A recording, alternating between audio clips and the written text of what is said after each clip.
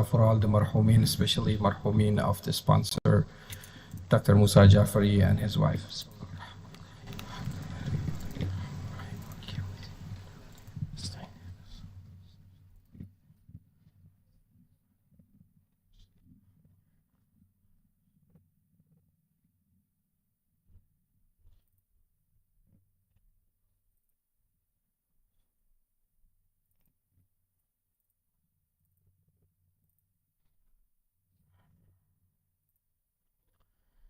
أعوذ بالله من الشيطان الرجيم.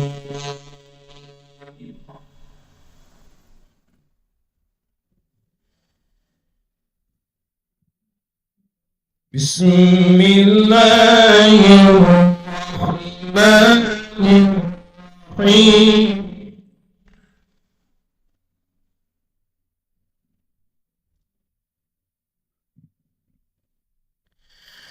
وسيق الذين اتقوا ربهم إلى الجنة زمرا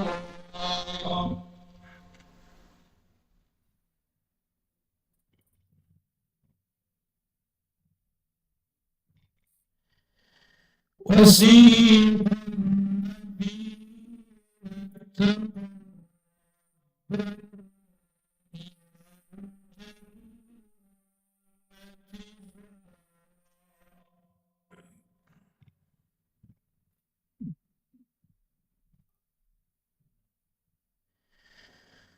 حتى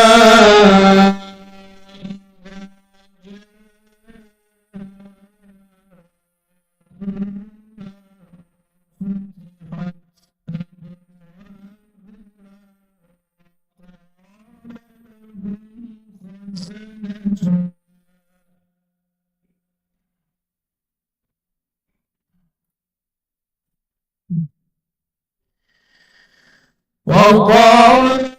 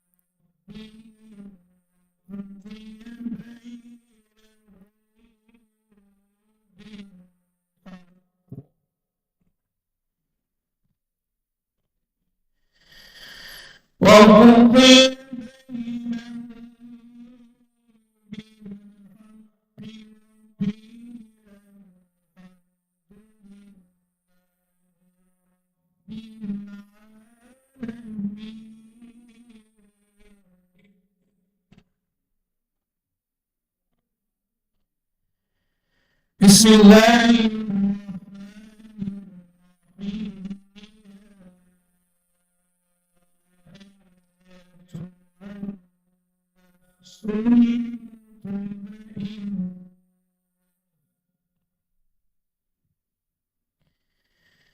ارجعي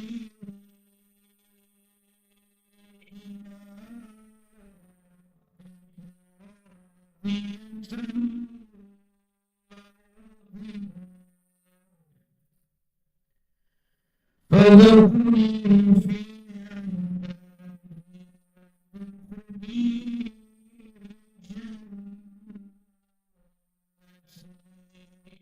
صلاة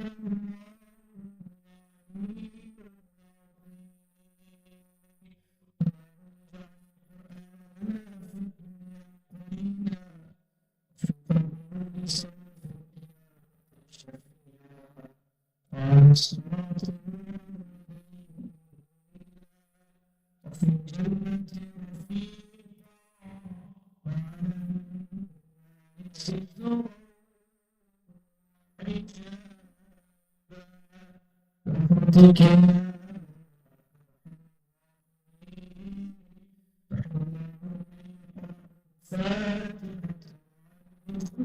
رفيق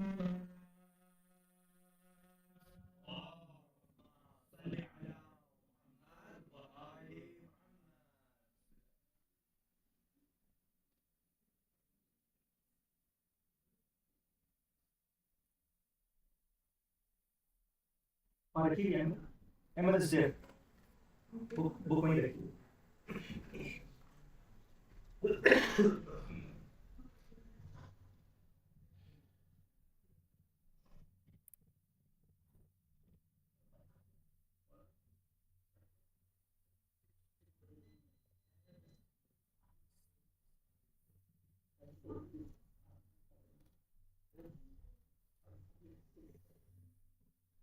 أعوذ بالله من الشيطان الرجيم بسم الله الرحمن الرحيم عن جابر بن عبد الله الأنصاري عن فاطمة الزهراء عليها السلام بنت رسول الله صلى الله عليه وآله قالت سمعت فاطمة أنها قالت دخل علي أبي رسول الله في بعض الأيام وقال السلام عليك يا فاطمة فقلت عليك السلام قال إني أجد في بدني ضعفا فقلت له يعوذك بالله يا أبتاه من الضعف فقال يا فاطمة ائتيني بالكساء اليماني فغطيني به فأتيته بالكساء اليماني فغطيته به وسرت أنظر إليه وإذا وجهه يتلاله كأنه البدر في ليلة تمامه وكماله صلى الله وما كانت إلا ساعة وإذا بولدي الحسن قد أقبل وقال السلام عليك يا أمه فقلت عليك السلام يا قرة عيني وثمرة فؤادي فقال يا أمه إني أشم عندك رائحة طيبة كأنها رائحة جدي رسول الله فقلت نعم إن جدك تحت الكساء فأقبل الحسن نحو الكساء وقال السلام عليك يا جداه يا رسول الله أتحزن لأن أدخل معك تحت الكساء فقال عليك السلام يا ولدي ويا صاحب حوضي قد أذنت لك فدخل معهما تحت الكساء فما كانت إلا ساعة وإذا بولدي الحسين قد أقبل وقال السلام عليك يا أمه فقلت عليك السلام يا ولدي ويا قرة عيني وثمرة فؤادي فقال لي يا أمه إني أشم عندك رائحة طيبة كأنها رائحة جدي رسول الله صلى الله عليه وآله فقلت نعم إن جدك وقاك تحت الكساء فدنا الحسين نحو الكساء وقال السلام عليك يا جداه والسلام عليك يا من اختاره الله أتحزن لي أن أكون معكما تحت الكساء فقال عليك السلام يا ولدي ويا شافي أمتي قد أذنت لك فدخل معهما تحت الكساء صلى الله محمد فأقبل عند ذلك أبو الحسن علي بن أبي طالب وقال السلام عليك يا بنت رسول الله وقلت عليك السلام يا أبا الحسن ويا أمير المؤمنين وقال السلام فقال السلام قال يا فاطمة إني شم عندك رائحة طيبة كأنها رائحة وقيه وابن أمي رسول الله. فقلت نعم ها هو مع ولديك تحت الكساء.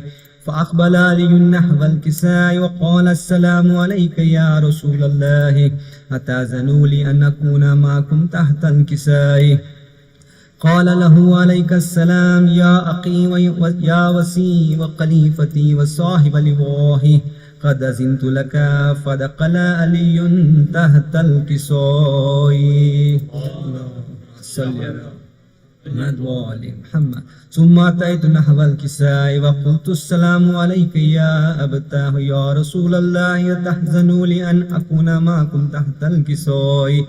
قال وعليك السلام يا بنتي ويا بزتي قد أذنت لك. فدخلت تحت الكساء فلما اكتملن جميعا تحت الكساء أخذ أبي رسول الله بطرفي الكساء وأومأ بيده اليمنى إلى السماء وقال اللهم إن هؤلاء أهل بيتي وخاصتي وحامتي لحمهم لحمي ودمهم دمي يهلمني ما يهلمهم ويحزنني ما يحزنهم. أنا حرب لمن حاربهم وسلم لمن سالمهم وعدو لمن عاداهم ومحب لمن أحبهم.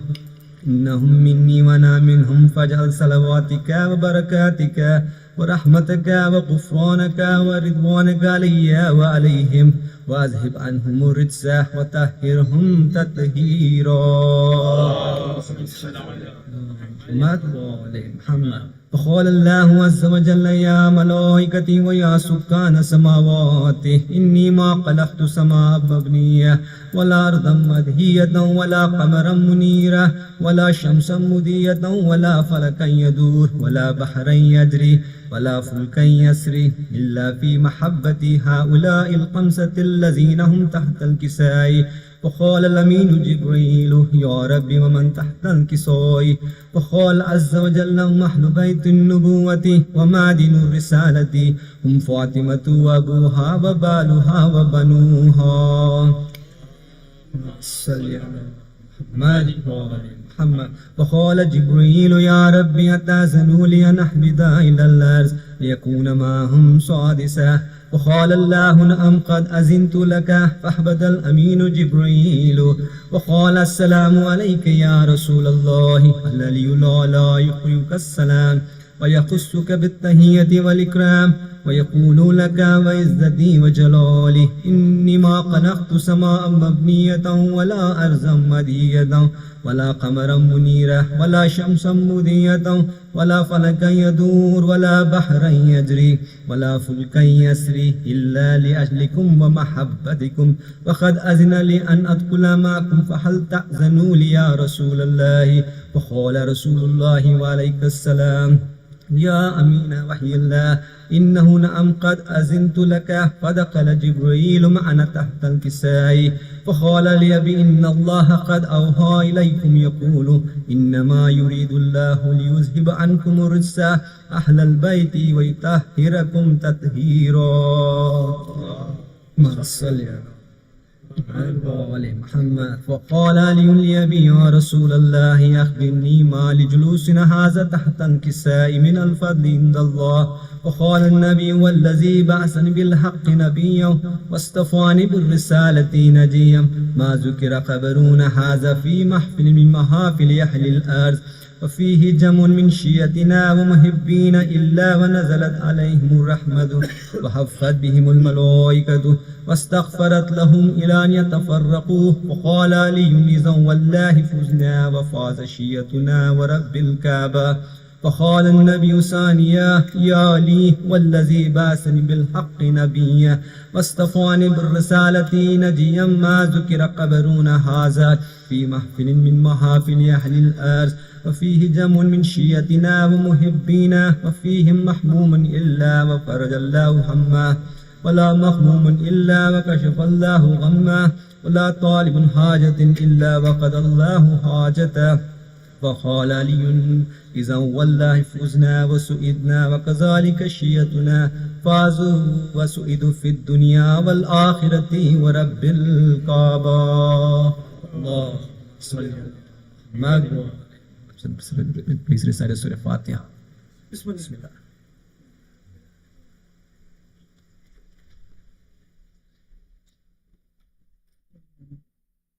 آگے کی طرف آنے کی یہ میں آگے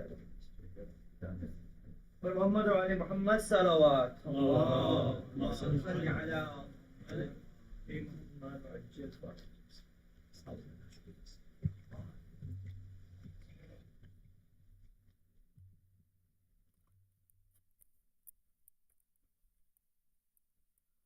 صلوات.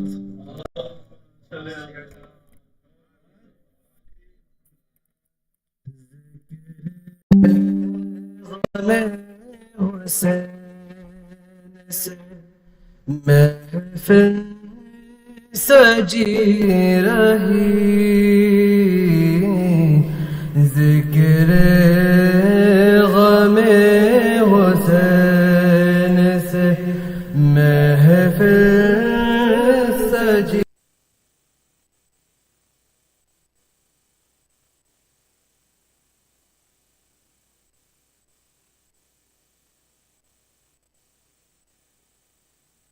چنی رہی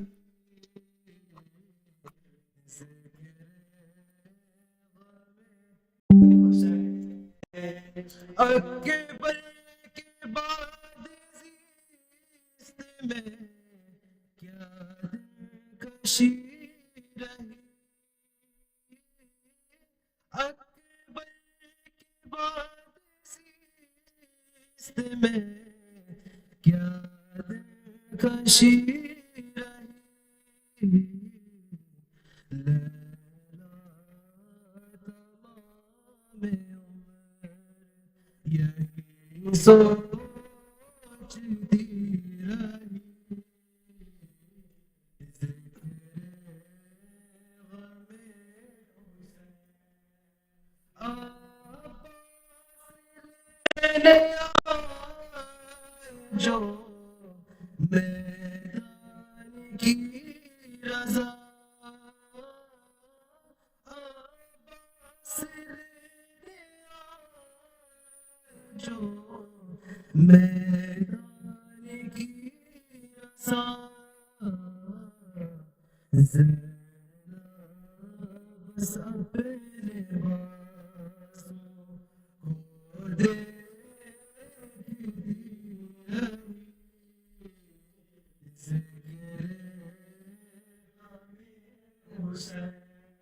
عاشق غم حسین کا ٹوٹا نہ سلسلہ عاشق غم حسین کا ٹوٹا نہ سلسلہ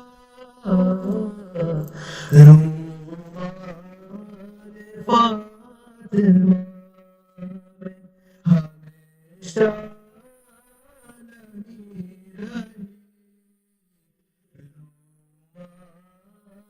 فاطمہ میں ہمیشہ لگی رہی ذکر غم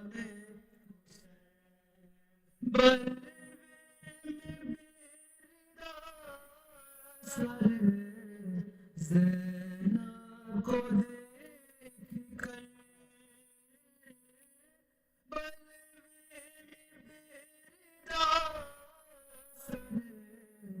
زینب کو دیکھ کر اللہ جانے کیسے قیامت کی رہی ذکر غم حسین سے محفل سجی رہی گل ہو گیا چراغ مگر روشنی رہی ذکر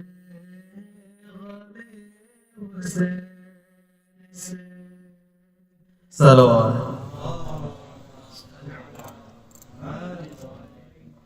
شہادت امام موسیٰ کاظم علیہ السلام کے سلسلے میں چند بند سورہ فاتحہ.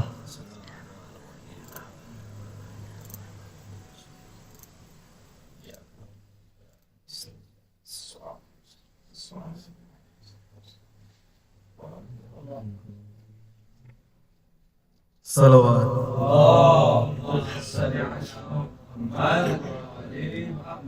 سر پیٹو موسیٰ جعفر شہید. سر پیٹو موسیٰ جعفر شہید. ابن علی ابن پیغمبر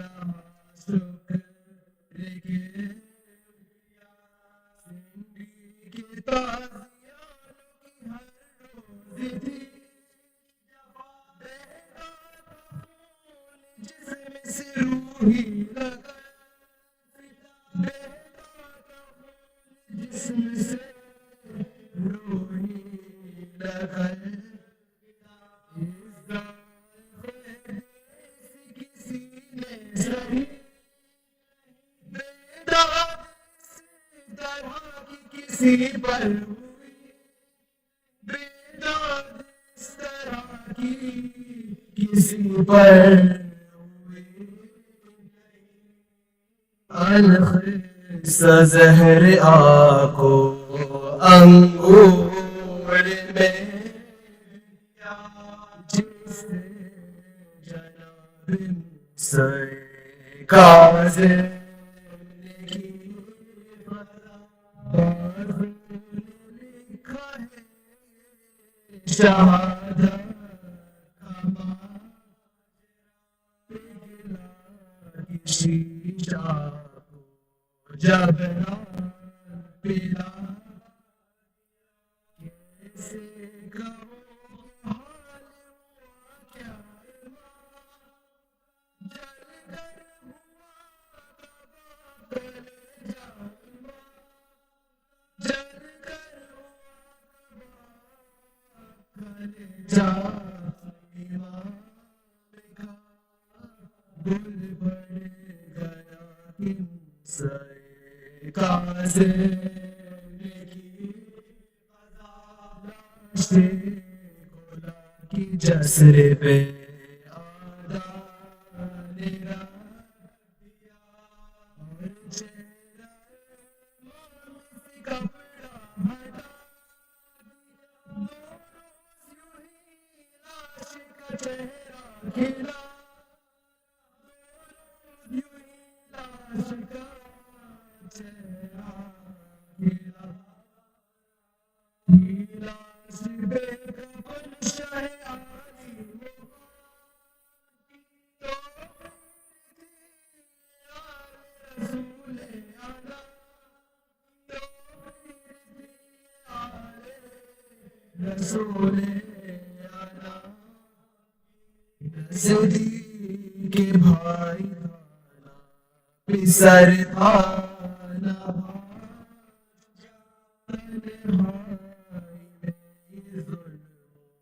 ستم واسی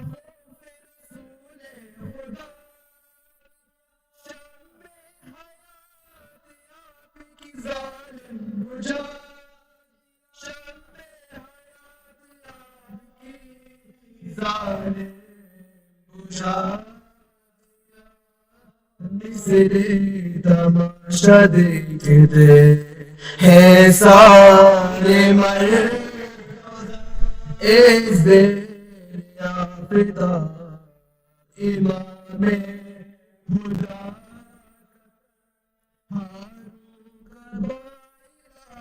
پہ آیا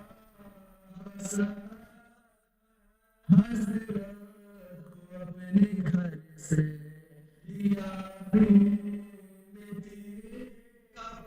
کاظم کے پاس بھیجا خدا نے فدا کاظم کے پاس بھیجا خدا نے فدا لیکن کفن ملا نہ شہ کربلا لیکن کفن ملا نہ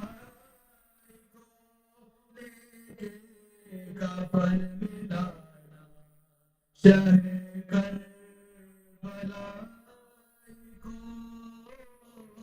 سر پیٹوا موسیٰ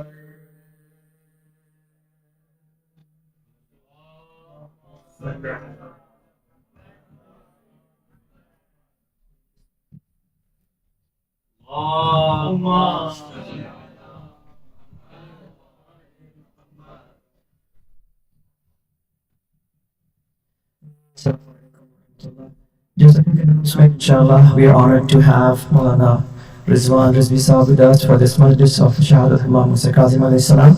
After this, our next program here is February 10th at Maghrib time, also same time, and that's a suggestion for Imam Hussain alayhi salam, Hazrat Abbas alayhi salam. Maulana Hamza Sadagar will be joining us for that program, inshallah. So please join us. We have local poets and Shire, everybody here. So please join us for the session, inshallah, on the 10th of February, that's Saturday at Maghrib time. With that, I'd like to request Maulana to come and start his speech with a loud salawat. Sorry, program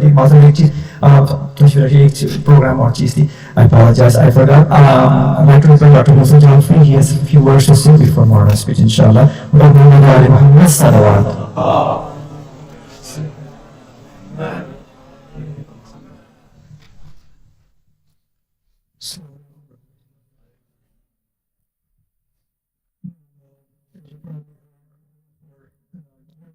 Of our community recently had a severe heart attack, and so we were very concerned about him, and I thought it was my duty to raise some awareness about health issues in our community, because genetically people from our part of the world are prone to heart disease and diabetes, and this reached epidemic proportions in our community.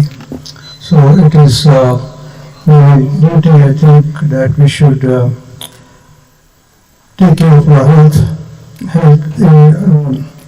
Health is a body and our spirit are both gifts from Allah subhanahu wa ta'ala, and they are trusts that we have to take care of them. So Islam being a deen and total way of life, it encompasses all aspects of our life, human life, spiritual as well as physical, personal, communal, and even material, and all aspects are political. They're all encompassed in our faith. As Imam has said, health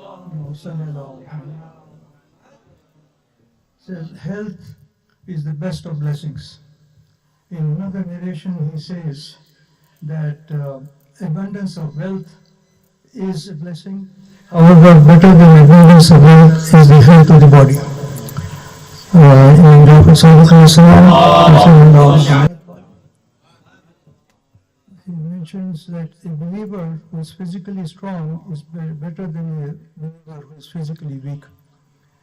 And in this sense, we need to safeguard our health as much as possible.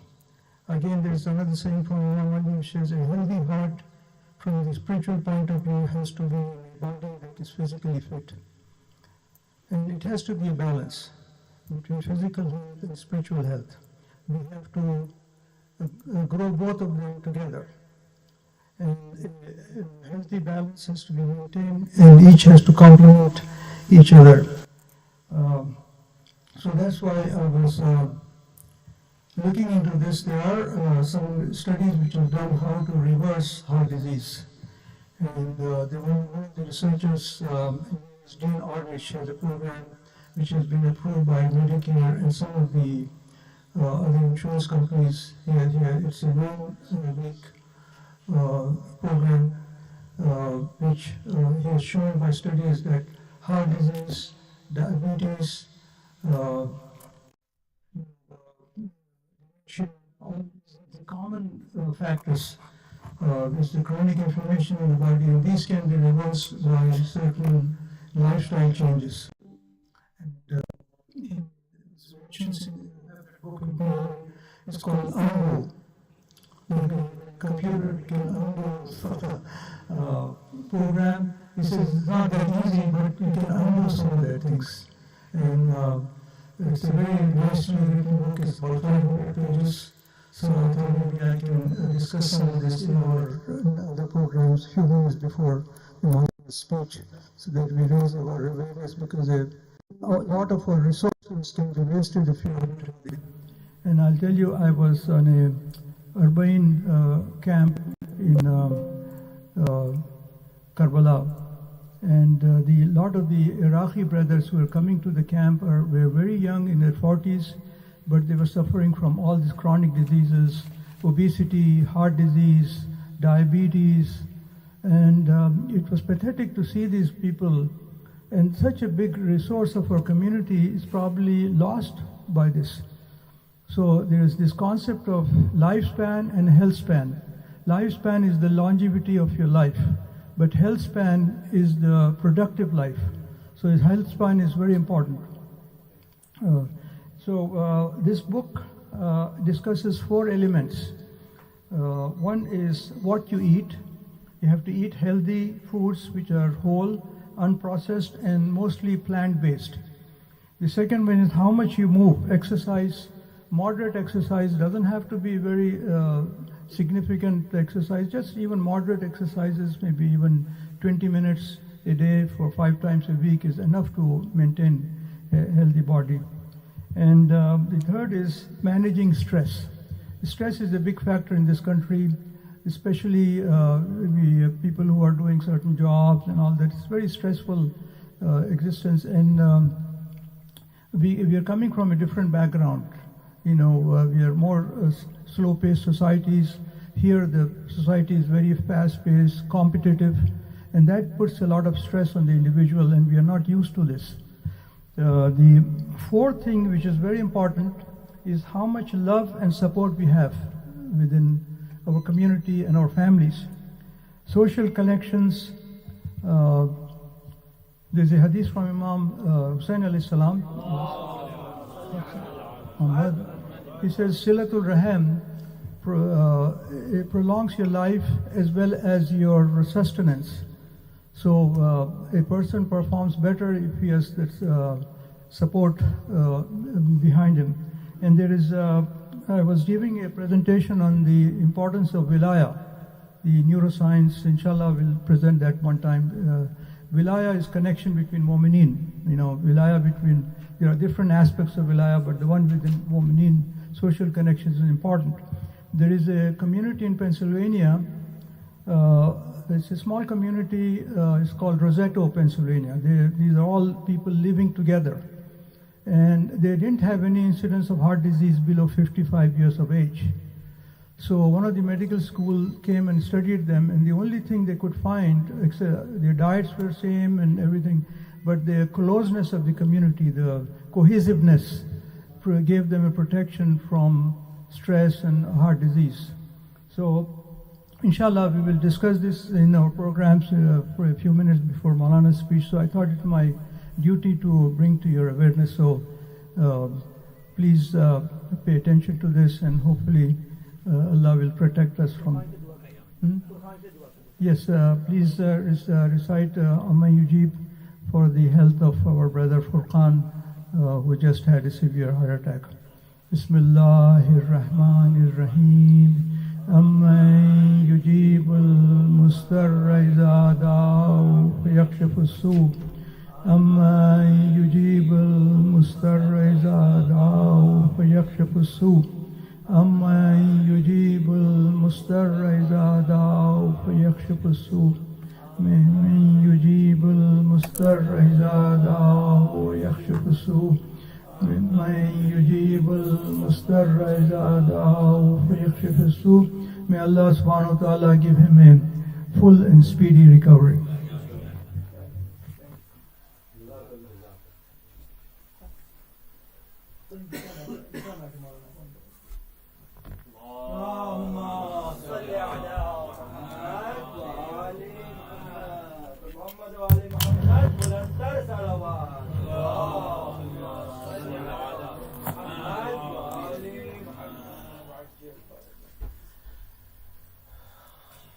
رحم الله من قرأ سورة الفاتحة. بسم الله الرحمن الرحيم.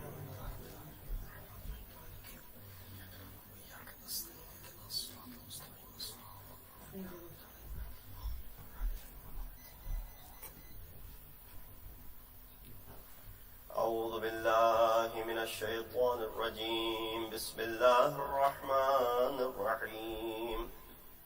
الحمد لله الذي قصرت عن رؤيته أبصار الناظرين وعجزت عن نعته أوهام الفاسقين. الحمد لله رب العالمين. الصلاة والسلام على أشرف الأنبياء والمرسلين خاتم النبيين وبالقاسم محمد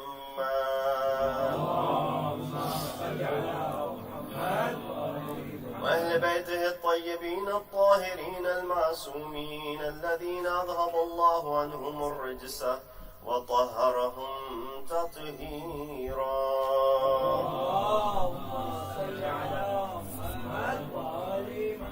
أما بعد، فقد قال الله تبارك وتعالى وقوله الحق وهو أصدق القائلين. بسم الله الرحمن الرحيم. الذين ينفقون في السراء والضراء والكاظمين الغيظ والعافين عن الناس والله يحب المحسنين.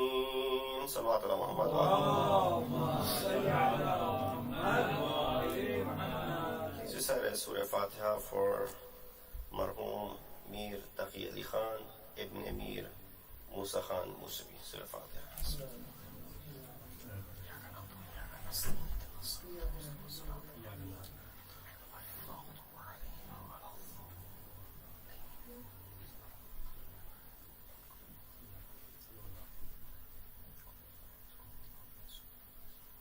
صلوا على محمد وآل محمد. Condolences on this sad occasion, which marks the Shahadat of our seventh Imam, Imam Moosa bin Ja'far al-Kazim alayhi salatu wassalam. 25th of Rajab al-Murajab, year 183, was the day when the jasad of Imam was left on Jasr Baghdad, remained there for 3 days. Imam, who had 37 children, these were the workers who were bringing out the janazah of Imam. None of his family members are there. And while they're bringing the janazah of Imam, they're shouting and saying, "This is the Imam of the Rafidi, those who do not have any deen." And look how they used to say that Imam cannot die, he's dead. Until one of the relatives of Harun, by the name Suleiman, came out. And of course, that led to the Shia and the followers of Imam to gather. That Pur Shukuh janazah of Imam then take place. Of course, this is where we look at the ghurbat of Imam. How his son is called Gharib al-Ghuraba, and Imam being the first who was buried away from Madinatul Munawwara. I recited this ayat, which I'm sure you've heard it many times before from me and from others as well. This is from Surah Ali Imran, ayat number 134. Allah subhanahu wa ta'ala begins this ayat with harf al-mawsul by saying, "Alladhina yunfiquna fis-sarra." That those who do infaq in the way of Allah subhanahu wa ta'ala, fis-sarra. Sarra refers to halate yusr, asani, ease. Wa-dharra, and adversity, difficulty. Wal-kadhimin al-ghayth, and those who suppress their anger. Wal-afina anin-nas, and those who forgive others and nas. Wallahu yuhibbul muhsinin. And indeed Allah loves those who are righteous and doers of good. This ayat, like all the other ayat of Quran, and you know the style of talking that I have, that I want to focus more on the Quranic aspect, so that we understand why this ayat is where it is. Ayat number 134 of Al Imran. There's one qaida in Quran that wherever there's a discussion on riba, right after that there's a discussion on infaq. So in Quran, wherever you find a discussion on interest and usury, riba, right after that you'll find a discussion is on infaq.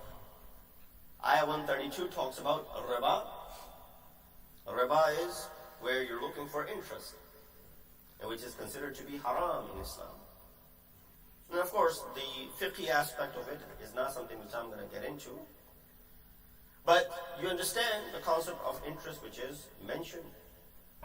The extent which is allowed and permissible from non-Muslims, that aspect is there as well. But overall, it is something which is an abominable act. To the extent the riwayat that speaks so severely about those who consume interest. Why? Because your interest develops when there's greed. It is all the product of greed. When you go after someone else's wealth, that's when this concept develops. Allah subhanahu wa ta'ala in order to squash this says, Yamhullahu al-riba, that Allah subhanahu wa ta'ala wa yurbis sadaqat. Allah removes the riba, wa yurbis sadaqat, and Allah gives you riba on sadaqat. Look at the usage of the word. Yamhu, what? That is which is riba. But Allah will raise and give you riba on what? That which is sadaqat. So when Allah is telling us that He will give us riba on sadaqat, Does that mean this riba is permissible? Well, of course, it is Allah who is bestowing upon you. When He says, مَثَلُ حَبَّةٍ, that habba that you place in the ground, which gives you 7-fold or 700-fold. There's no one can tell you that you will get 700-fold over here when you make this sort of haram investment, which gives you interest, for example. But Allah subhanahu wa ta'ala is promising in that halal investment of yours. So one qaida kulli is what? That whenever in Quran there's a discussion on interest and usury and riba, right around that ayat you'll find a discussion on infaq. Because riba is a product of greed, as I mentioned before. Infaq is the complete opposite of it. When you open up your heart and you go ahead and give it to others. So from this aspect, riba, you're holding back, you're not giving it to anyone. In fact, you're taking others. Infaq is what? Opening up your arms and giving in the way of Allah subhanahu wa ta'ala. So that's one point. Number two, when you look at this ayat as well, prior to this ayat, the ayat concluded with tattaqoon, those who are muttaqi. Ayat number 133 of Al-Imran. From muttaqeen, Allah says, alladhina.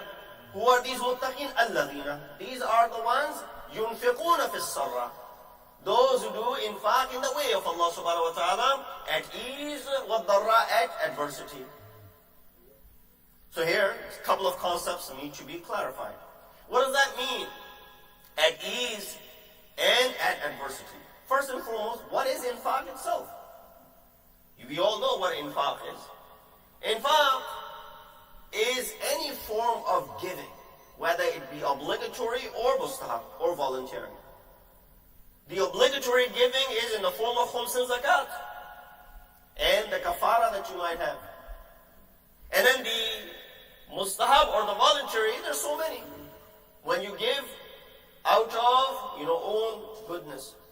With that said, why is it that Allah is mentioning those who do infaq at ease and adversity?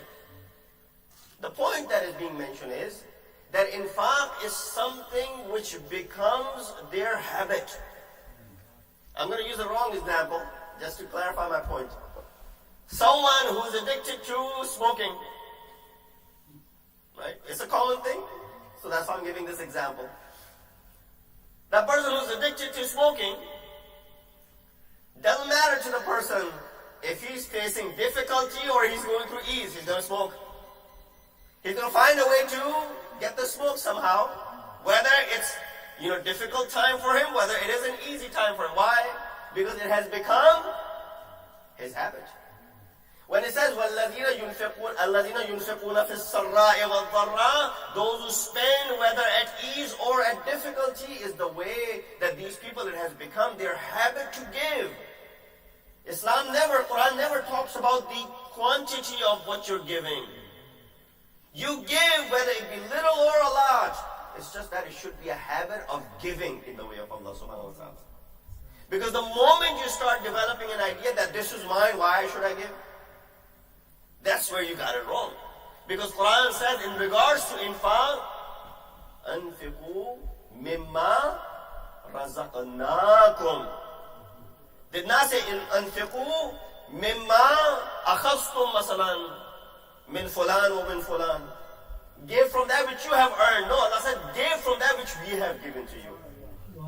So understand the concept that it was not yours to begin with. It is Allah subhanahu wa ta'ala's grace upon you that He gave you something. What is saying? That which we gave you, now return back a little bit to us.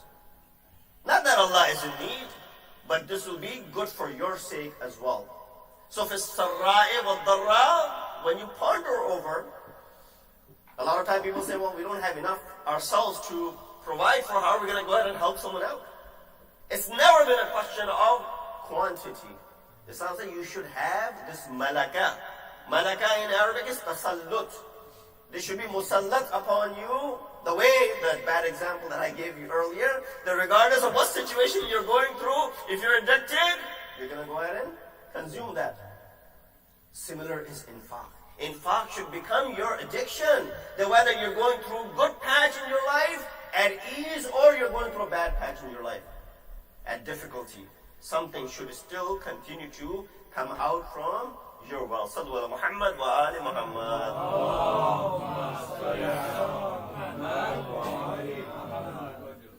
So that's one way of looking at sarra and dharra. Next, Allah says, these muttaqeen, those who give, that's the first step of theirs. That's not the final stage. This is only the first step. So we thought here giving was everything. No, that was the first step. There's still more steps to go as you go up and up. Second thing that Allah mentions over here, and the reason that I chose this ayat is وَالْكَاظِمِينَ الْغَيْظَ. Kazim al-Ghayz, of course, Kazim being the title of our seventh Imam. I chose this ayat for that reason. But what is this Kazimin al-Ghayz? In Arabic, you know this mashkiza that you have, this water skin? When they would fill the water with it, they would tighten the cap. They didn't have any cap, so they would tie a rope around it. So tight that not a single drop would be lost. Especially if you're living in a time when water is scarce. It's not like your desert, you can stop at any station where you can get water. It's very scarce. So they don't want to lose even one drop of water from this water skin. There isn't a cap. So what do? They would tie the knot around it so tight that not a single drop would come out of it. That's what called Kazumul Qirba. Qirba is this mashk. Kazumul Qirba means tightening the knot around this qirba so that not a single drop comes out of it. The word qirba refers to this mashkiza. That's why one of the titles of Hazrat Abbas is Abu Qirba, right? That is the title that is given to him. So what means that not a single drop comes out? That's what Kazumul Qirba means. Now if this sifat comes into insan when he becomes Kazim, it reflects that not a single anger comes out and spills out of this individual. Now go back to the lifestyle. Sarab al-Dharra. When you're sitting at ease, there's no anger in you anyway. But when you're triggered by someone or something, which is, normally happens, that you and I are always triggered by something. Someone says something to us, that triggers us, and that triggers an anger out of us. And someone said something affects us so much that it has outcome and it has repercussions. That is why whenever I talk about, or at the wedding ceremonies, I give this discussion regarding anger between husband and wife as well. How quickly this anger comes about. And it's something which is very difficult to avert. That's where the daughter of Imam Khomeini, she said that when I was getting married, my father came to me. This is not an ordinary father. This is Imam Khomeini, who's Arif, who's Faqih, who's Alam of his time. My father came to me and said to me, "Oh my daughter, if ever your husband is shouting at you out of anger and yelling at you and screaming at you, do not respond. Delay your response by 10 to 12 minutes. Why? Psychologically speaking, anger lasts only 10 to 12 minutes, not more than that. If you spoke right at that moment, what will it do? It'll trigger and fuel it even further. You suppressing your anger, even if he's wrong. Even if he's wrong. If he's right, that's another story. But even if he's wrong, you remain silent. Don't think that this is belittling you. Remain silent. Do not respond to his anger. And after 10 to 12 minutes, when it subsided, then when you speak to him, if he was wrong, he will understand where he was wrong. And this argument will be settled in a much mature way. She said the irony was my father went to my husband and said the same exact thing. That if ever your wife is shouting at you, yelling at you, screaming at you out of anger, do not respond to her. Showing her that I'm the man of the house, that I need to respond and I can't take any of this. Imam Khomeini said the same thing to his son-in-law as well. Don't respond right away. Delay your response by 12 minutes. You know how many problems can be resolved just by restraining yourself for 10 to 12 minutes? How long is 10 to 12 minutes? You and I spend twice, if not more, 10 times more time than that on our phones. 12 minutes. It's nothing. Yeah, but your ego is hurting. So it's very difficult to hold back. It's very difficult to restrain when ego is being hurt.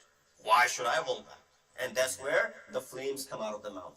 At the state of anger, when you speak, it's not the words that are coming out. It's the anger of the flames that are coming out. And when the flames go around, what do? They burn. That's why one of the remedies of anger is what?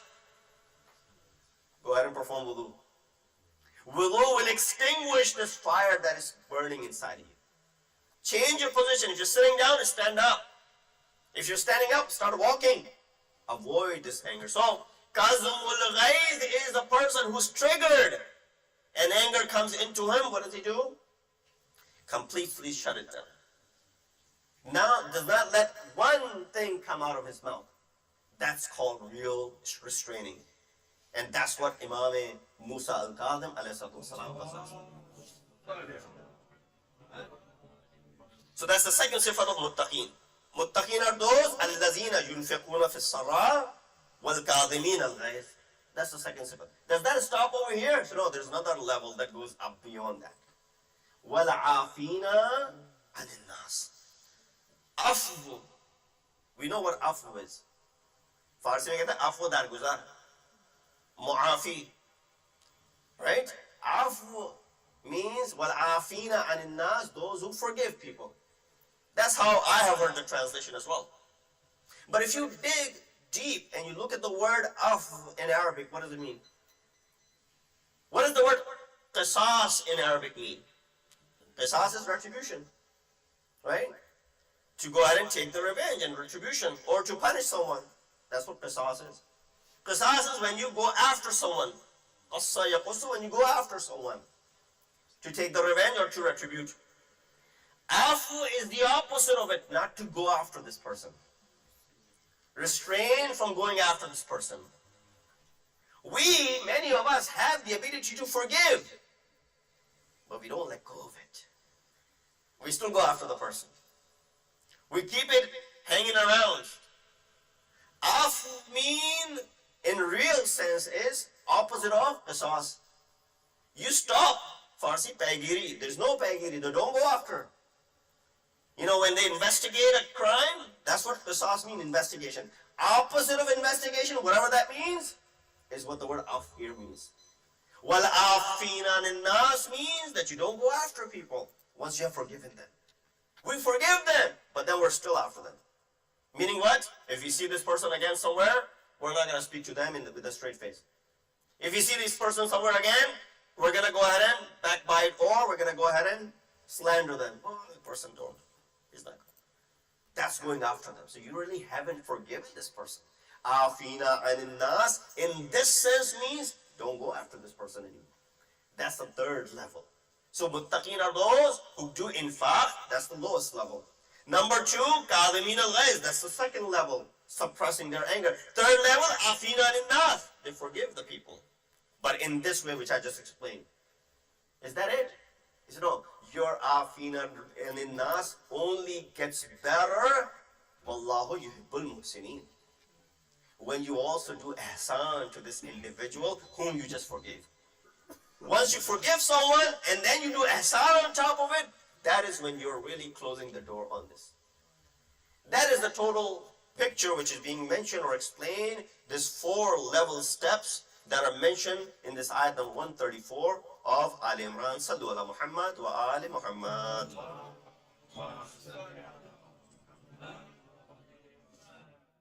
With that said, of course, tonight is the shahadat of that individual who, if there weren't any other benefits of our 7th Imam, which there are a lot that I'll count for you, the 2 benefits were his daughter and his son.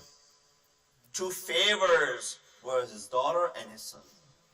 Bibi Masuma Salamullahi alayha, and our 8th Imam, Imam Ali ibn Moosa Rizwan alayhi salatu wassalam.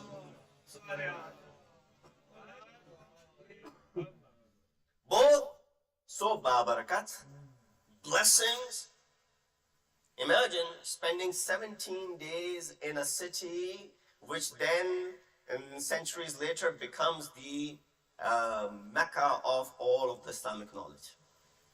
That's the barakat of his daughter, Bibi Masuma Qum. She spent 17 days in the city, and then she passed away. Her wafat takes place. 17 days merely. What is Qum now? People like me, who are the lowest of the tullab over there, and then of course the maraji that you see that come out of that land, they all are because of the barakat of this lady who stepped in this land. And then of course, Imam is sent to Marv, which was initially not even in Persia country, above that. But that land which is considered to be Tus, where Imam was Gharibul Ghuraba, you look at the shrine of Imam al-Rada and say, Imam, why would you call yourself to be Gharibul Ghurabat? You are Shahid Khurasan. There's no Ghurbat that we see in Mashhad or Marw.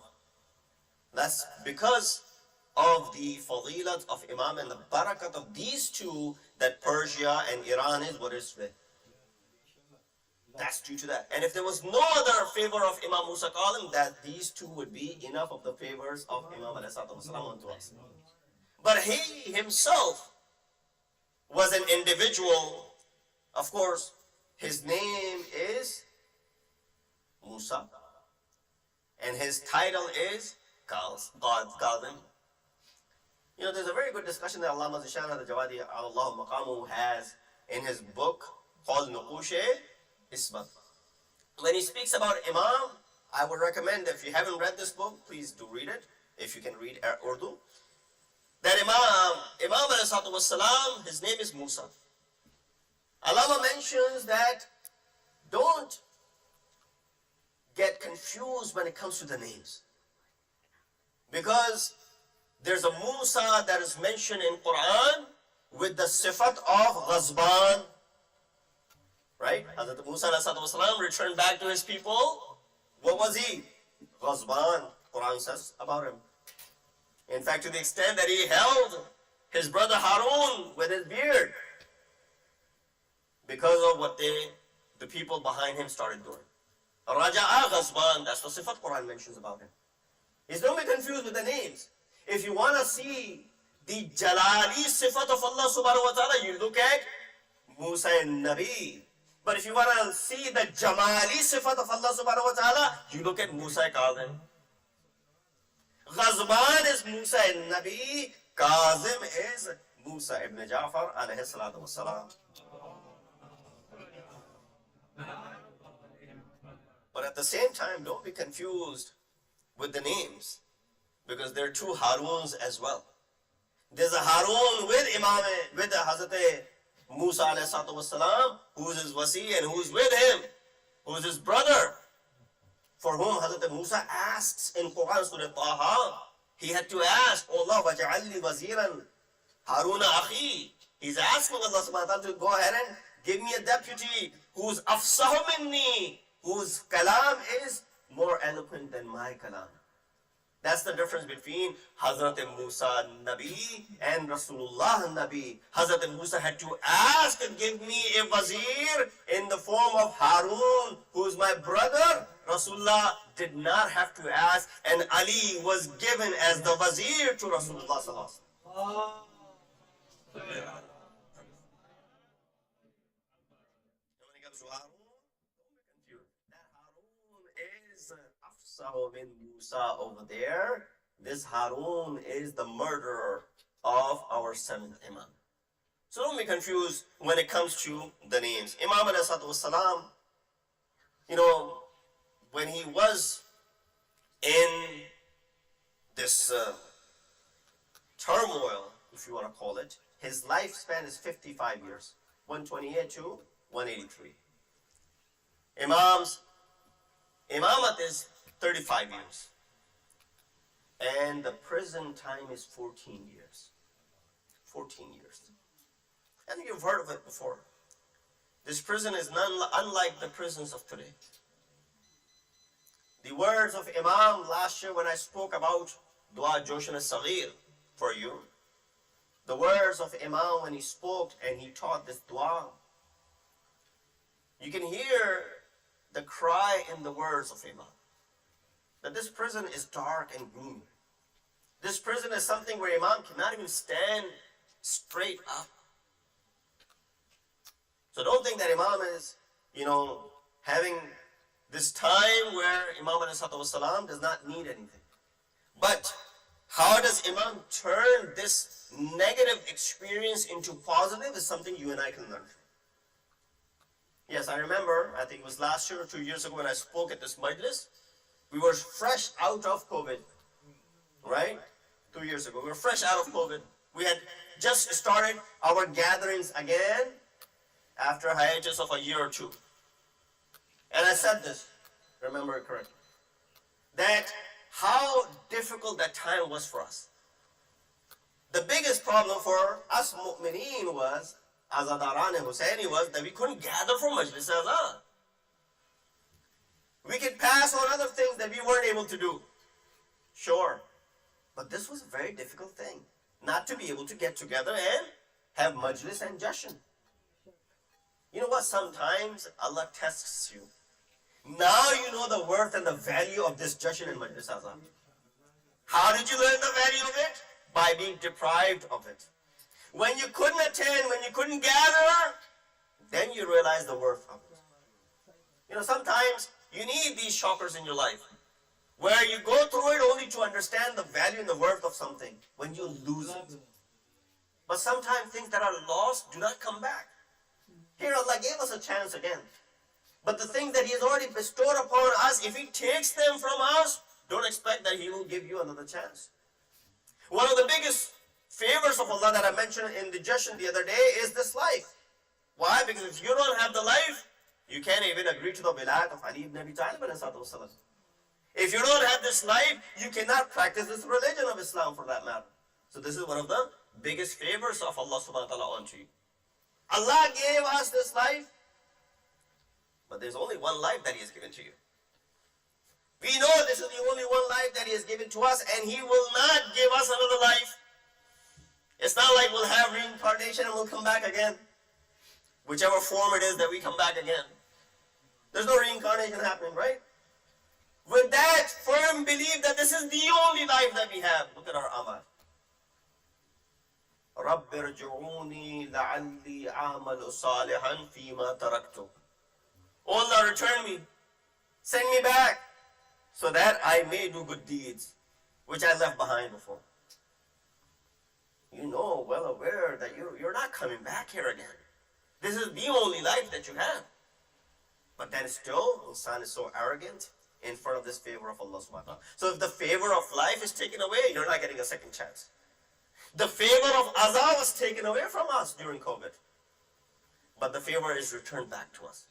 You realize the worth and the value of it. Now you appreciate Majlis Azab and Jashan of Ahlul Bayt alayhi salatu wasalam that you did not experience before.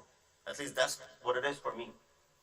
So when you look at something negative that happens in your life, how well you take it, how you turn back around once that opportunity is given back to you again. Imam spent 14 years in prison. What kind of prison? I just mentioned to you.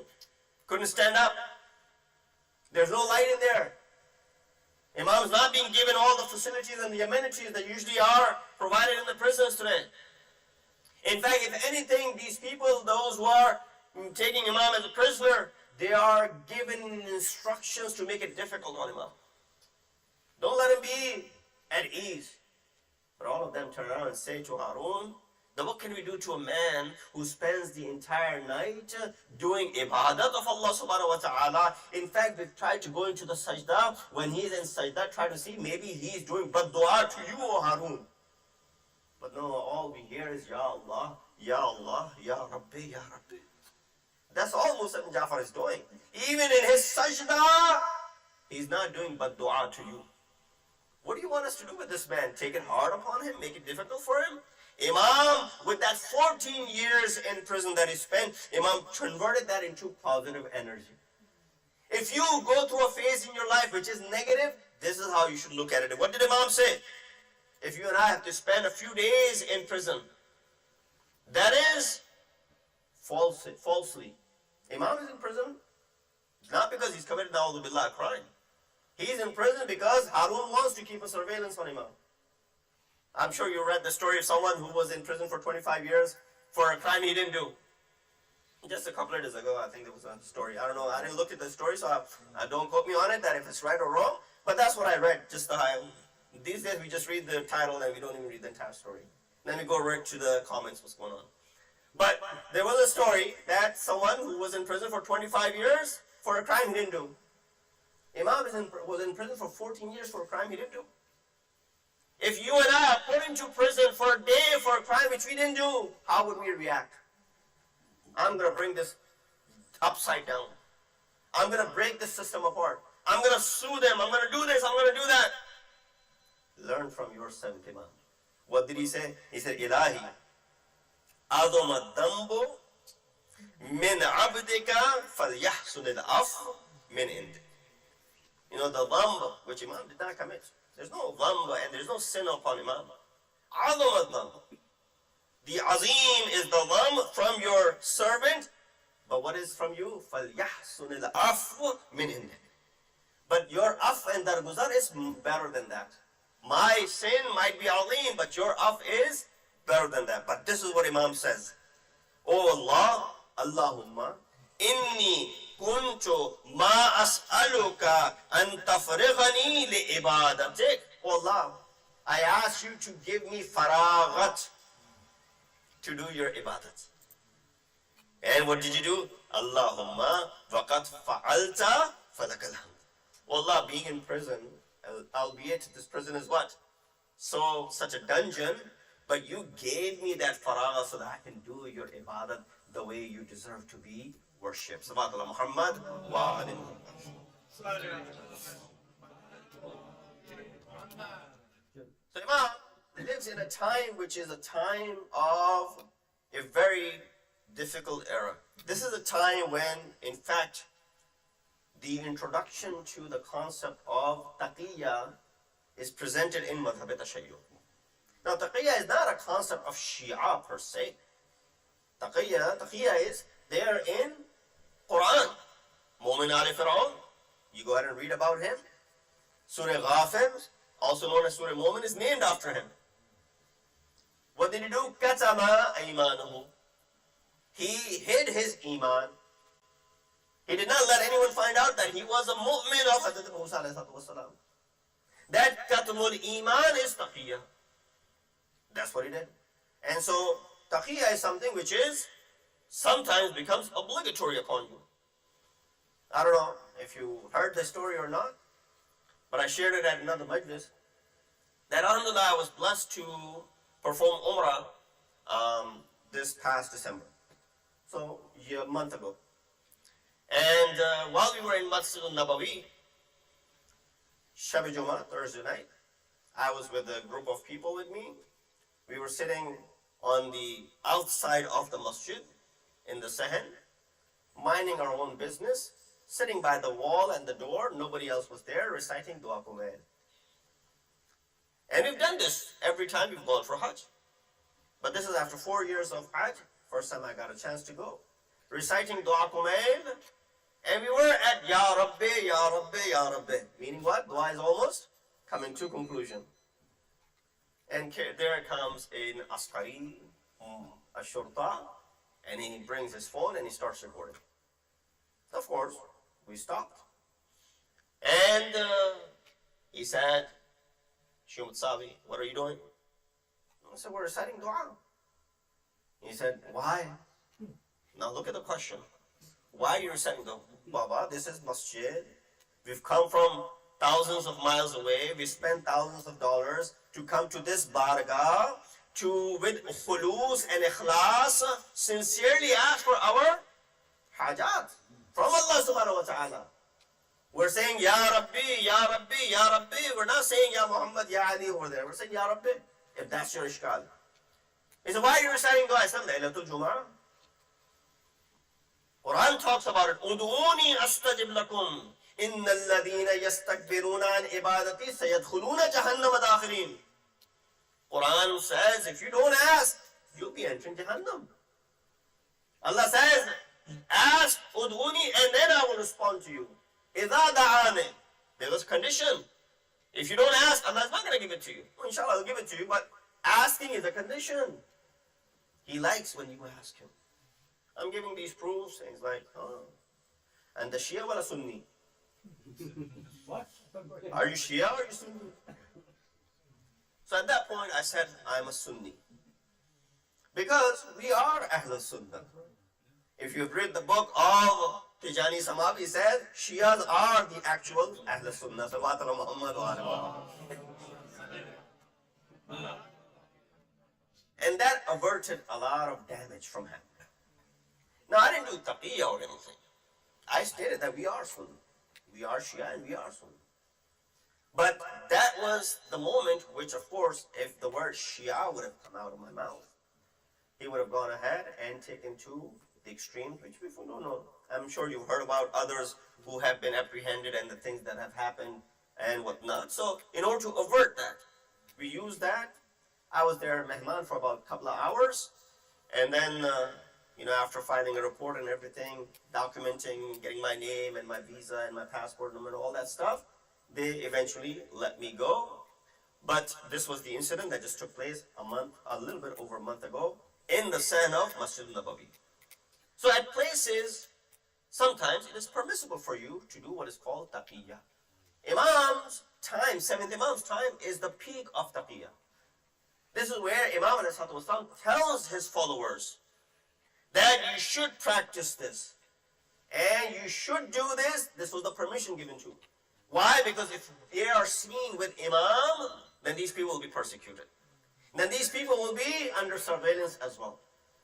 But Imam is so generous that a person by the name Ali ibn Yaqteen, who's working for Harun because of Imam's permission, because we've heard so much that even a person who sews the libas of a Sultan Jair is not permissible. He said, I'm not helping Sultan Jair. I'm not helping the tyrant ruler. No, the fact that you are khayyat of his libas, even that is not permissible. You guys remember the story of Safwan Jamal, right? That Imam said to him that your amal is not accepted. He said, Imam, Mansoor had taken my camels to go out and perform Hajj. And what bad could be there? He's just doing Hajj. And he's coming back. Imam said, but you're worried about your camels, so you're making dua that your camels arrive safely. In turn, you're making dua for Mansoor as well. So you're helping the cause of our enemy, and that is something which is not permissible. To an extent that one thread that you sew for your enemy, for our enemy, that is not permissible. But here, with the permission of Imam, Ali ibn Yaqteen is working for Harun. But Imam ﷺ, this is where the ilm of Imam comes into play. That whenever people who started suspecting that Ali ibn Yaqteen is actually Imam's follower, people go ahead and tell Harun that you can't trust Ali. He's working for Moosa Kazim. Of course, Harun could not believe this, so let's go ahead and spy on him. Just before they started spying on him, Imam tells Ali ibn Yaqteen, oh Ali, start performing your salat the way Ahl Sunnah do. Start doing wudu the way Ahl Sunnah do. He doesn't question Imam, why? I don't want to do this, Imam. He knows what Imam is saying is correct. And his ibadat are accepted the way Imam is saying his ibadat will be accepted. He doesn't say, Imam, I'm not going to do this, my salat will be invalid. No, this is the hukm of Imam. Ta'atan. It's a bigger thing to be muti of Amr Mawla. Hazrat Abbas has the ability to convert this, this Karbala, turn it upside down, single-handedly. You saw how Imam Hussein showed his fight, 2,000 people that he killed, and that too when he put away his sword. If Hazrat Abbas had joined Imam, anyone would have left in the battlefield. But that's not what is expected. Hazrat Abbas, with all the valor and the bravery, is first and foremost Mutiya Amr Mawla. If there's a hukm of Imam Masoom, I will go and fight. And I'll show my bravery. And when you possess something, you want to highlight it, you want to show it. Not for the sake of showing off, but for the sake of your deen. But look at the sabr of Abbas ibn Ali. that possessing that ability, yet he suppresses his valor and his bravery. Why? Because there's more to being muti of Amr Mawla than to go and follow your own whims and your own wishes. Ali ibn Yaqin does the same thing.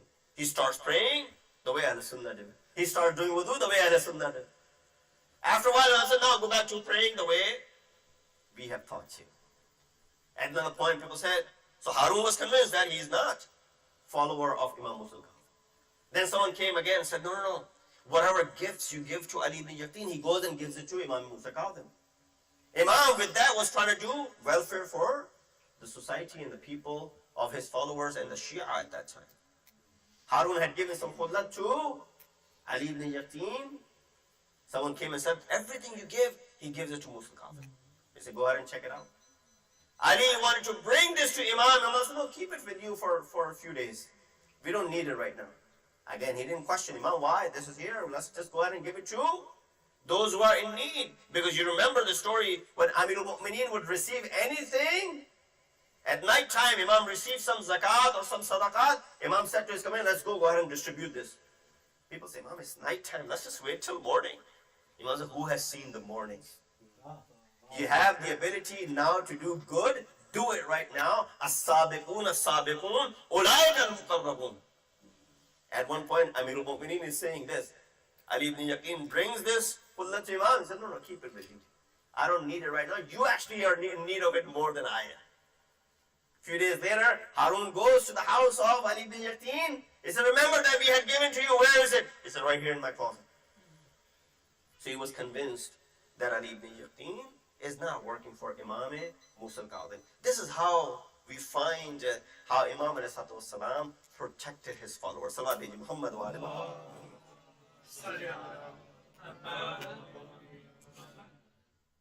Run out of my time, but I wanted to share with you some of the questions that Imam had with Harun.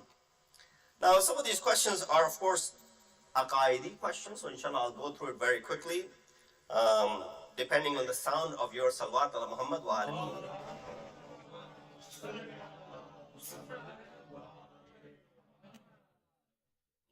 Time.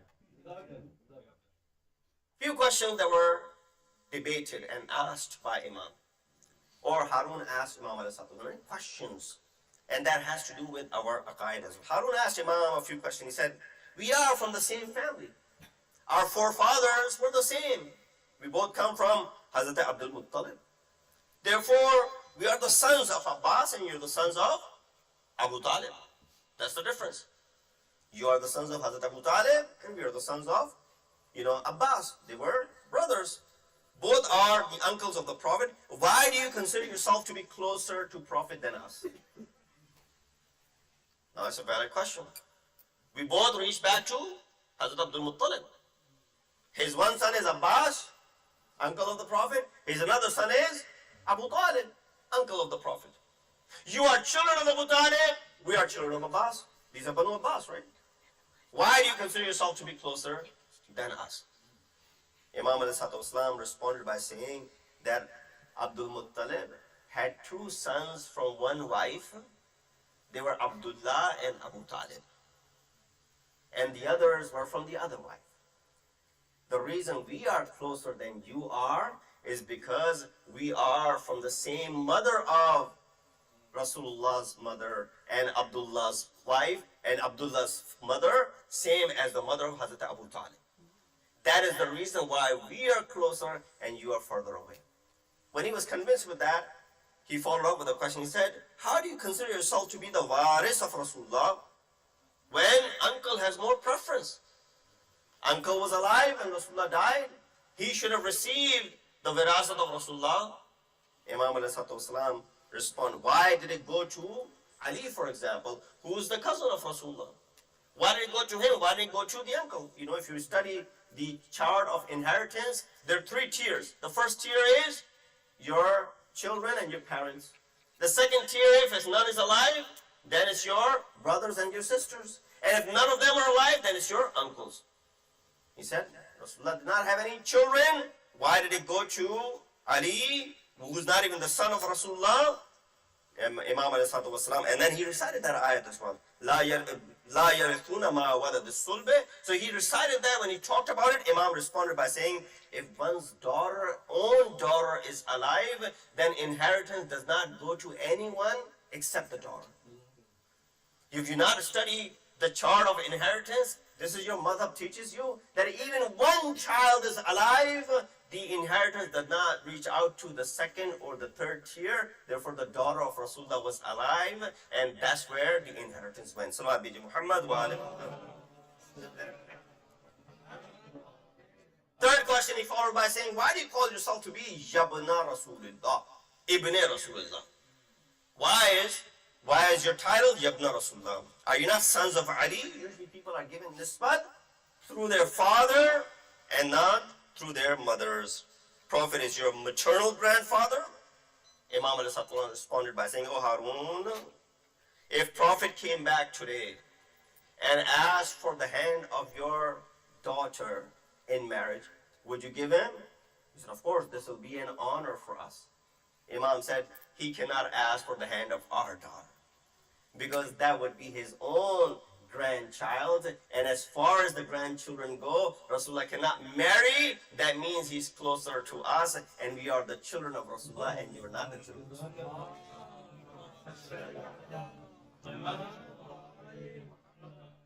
Then he says, ask why you consider daughter to be the heir of Rasulullah, while we see that you are the sons of the Prophet's daughter. Imam then gave proof through the ayat of Quran, Surah An'am 84 and 85, where he says, وَمِن ذُرِّيَّتِهِ دَاوُودَ وَسُلَيْمَانَ وَأَيُّوبَ وَيُوسُفَ وَمُوسَى وَهَارُونَ وَكَذَلِكَ نَجْزِي الْمُحْسِنِينَ وَزَكَرِيَّا وَيَحْيَا وَإِيسَى وَإِلْيَاسَ كُلٌّ مِنَ الصَّالِحِينَ.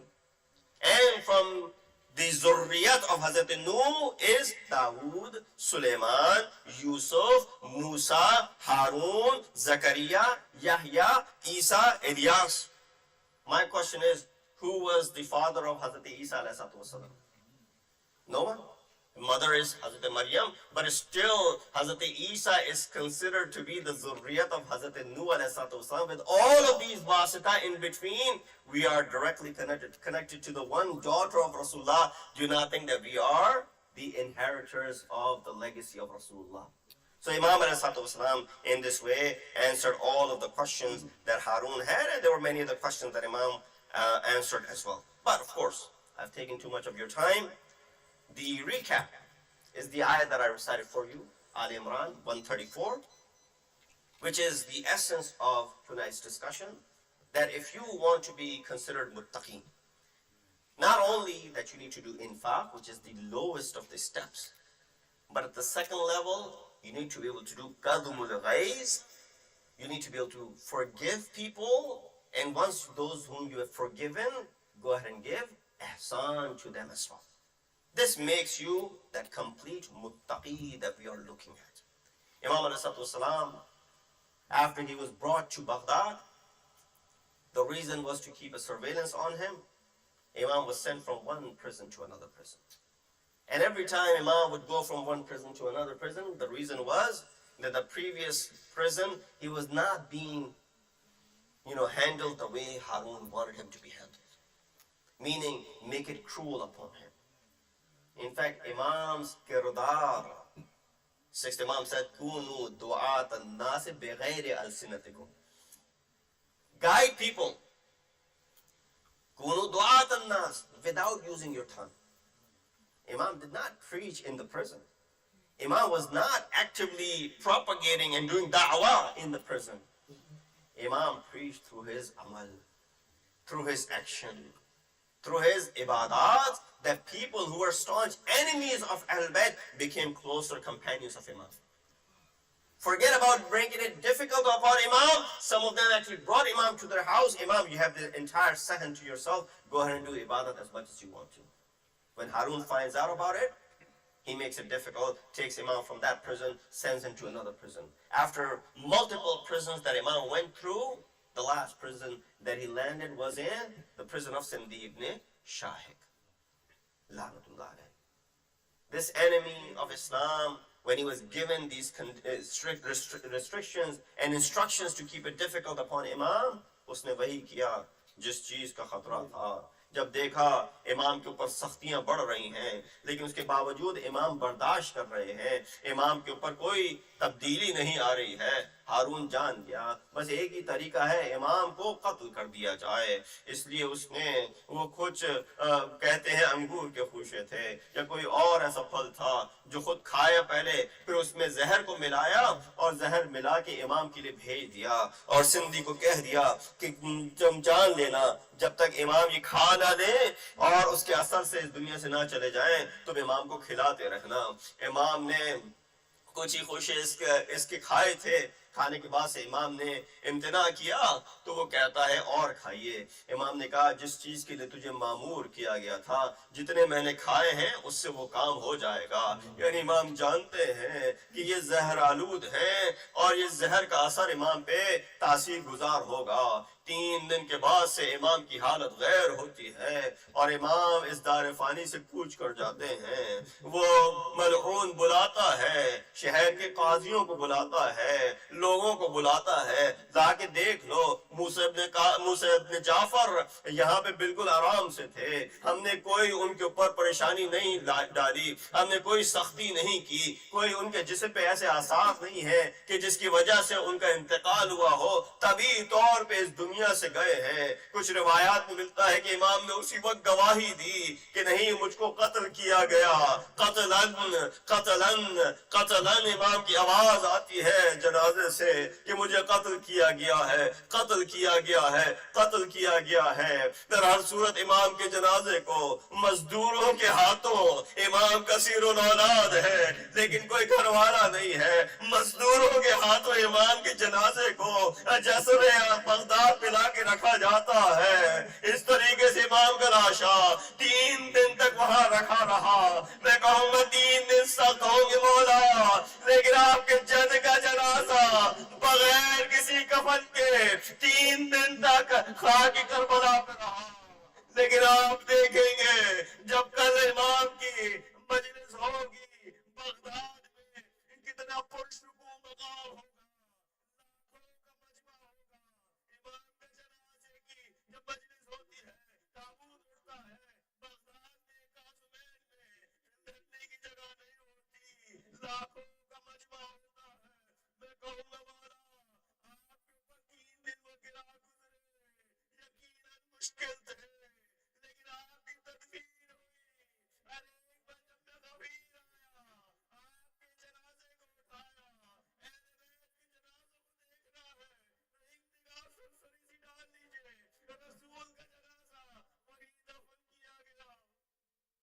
कुछ लोग न थे, अरे दूसरा जनाजा इस घर में 70-75 दिन के बाद से जनाब सैयदा का है, जब ही गिनती के लोग हैं, रात के अंधेरे में दफन किया गया. तीसरा जनाजा अहले बैत का, अली का जनाजा है, सिर्फ 2 है, हसन और हुसैन. कहा तुम पीछे से उठाना, आगे से फरिश्ते ले जाएंगे. 14 जनाजा जब इस उम्मत के हवाले किया, हसन मुश्तफा का जनाजा है. अरे उम्मत ने क्या जवाब दिया, 3 बरस आए. मैं कहूँगा मूसा इब्न जाफर कम अज कम आपके जनाजे के ऊपर 3 नहीं बरसे. हुसैन के जनाजे को देखिए, 3 नहीं 6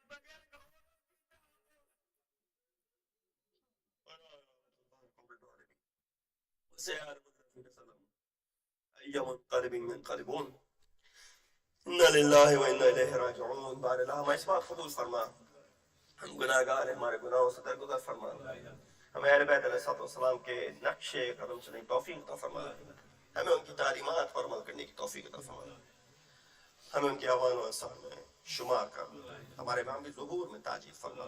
रब्बना तक़ब्बल मिन्ना इन्नका अंतस समीउल अलीम. मातम हुसैन.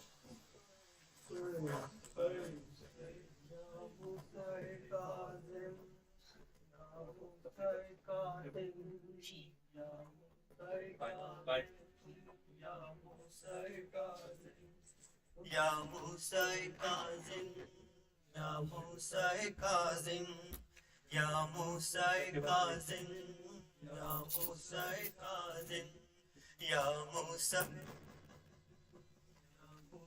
کاظم یا موسیٰ کاظم کاظم یا موسیٰ کاظم یا موسیٰ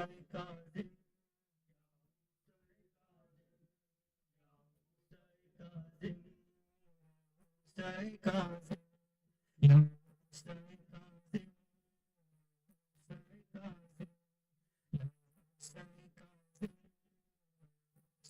کاظم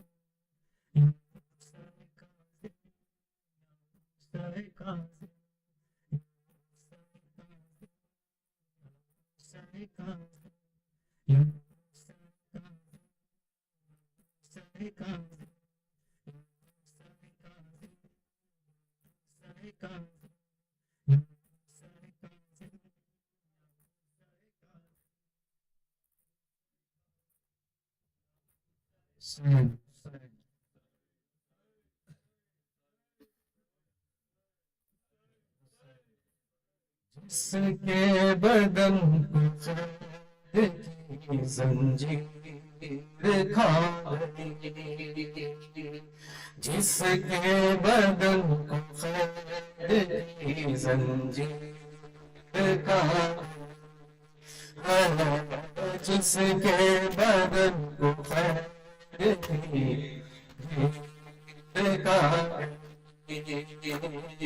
جس کے بدن خیر کی کھا گئی فریاد زندہ کی وحشت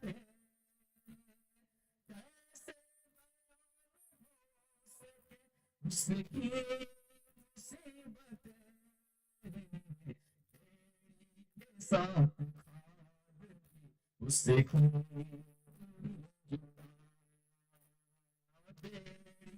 ساتھ اس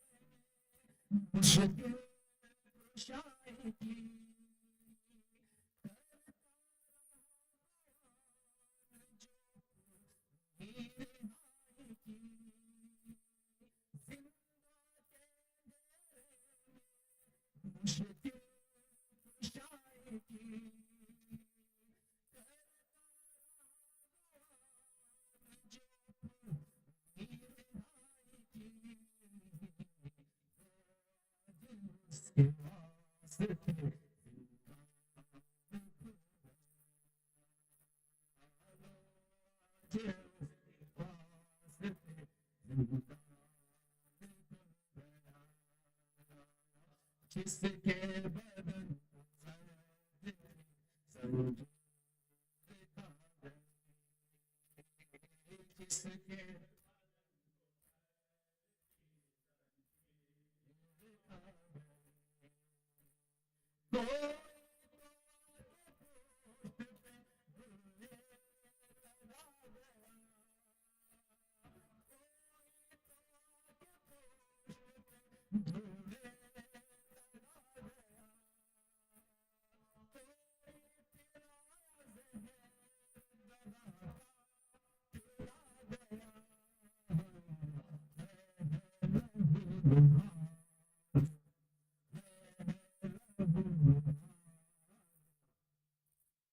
جس کے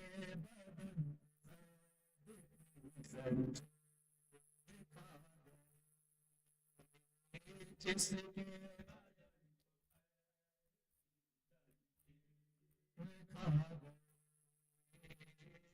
جس کے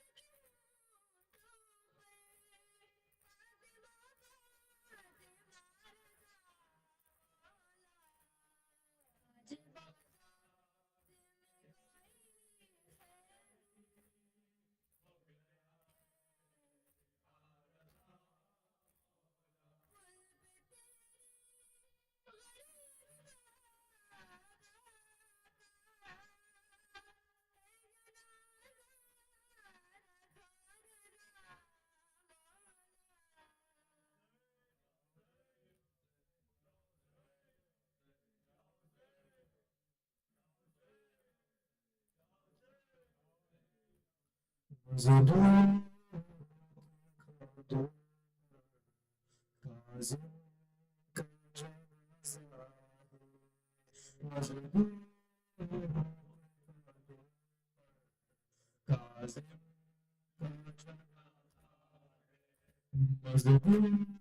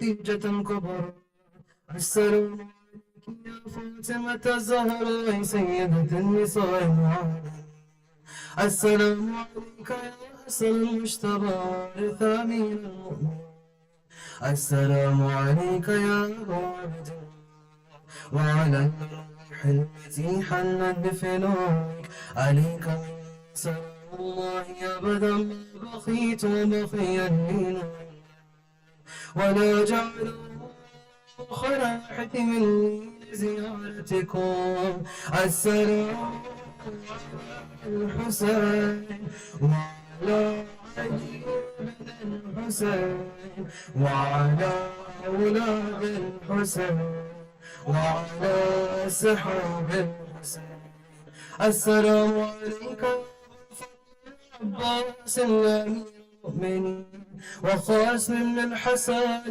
مسلم يعقوب وعلي بن روح حبيب بن مظاهر وحر الشهيد الوحيد السلام عليكم جميع شهداء كربلاء ورحمة الله وبركاته السلام عليكم أئمة المسلمين علي بن الحسين محمد العلي وعلي بن محمد وجعفر بن محمد وموسى بن جعفر وعلي بن موسى محمد بن علي وعلي بن محمد الحسن السلام عليك يا صاحب العصر والزمان الأمان الأمان الأمان فتنة الزمان شر الشيطان السلام عليك يا شريك القرآن السلام عليك يا مدارني السلام عليك يا خليفة الرحمن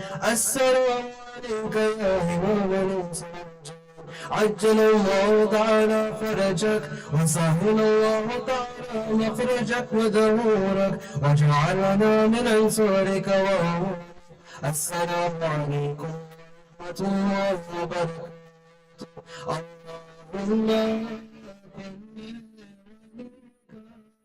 حجة بن الحسن صلواتك على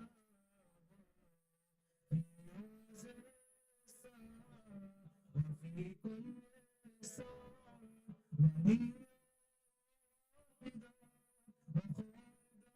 وناصرة ودليلا وعينا حتى تسكنه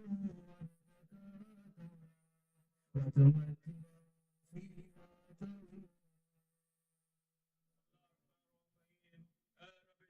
पंजतने पाक सत्ता इस कौम का दामन गम शबीर से भर दे बच्चों को अता कर अली असगर का तबस्सुम बूढ़ों को हबीब इब्न मदाहिर की नजर दे कम से इनको मिलाए वाला मोहम्मद हर एक जवान को अली अकबर का जिक्र दे माओ को सका आसानी जहरा का सलीफा बहनों को सकीना की दुआओं का असर दे मौला तुझे ज़ैनब की असीरी की कसम है बेजुर्म मसीरों को रिहाई की खबर दे जो चादर ज़ैनब के द्वारा मौला महफूज रहे से ख्वातीन के पर्दे जो दीन के काम आए वाला कर जो मजलिस शब्बीर के खातिर होकर दे मुफ्लिस पर लाल जवार की बारिश मफरूज का हर कर्ज अदा गैब से कर दे हम कोई ना दे हमको सिवाय कभी शब्बीर हम कोई न दे हमको सिवाय कभी शब्बीर शब्बीर का हम बात कहाँ है तो इधर दे नारे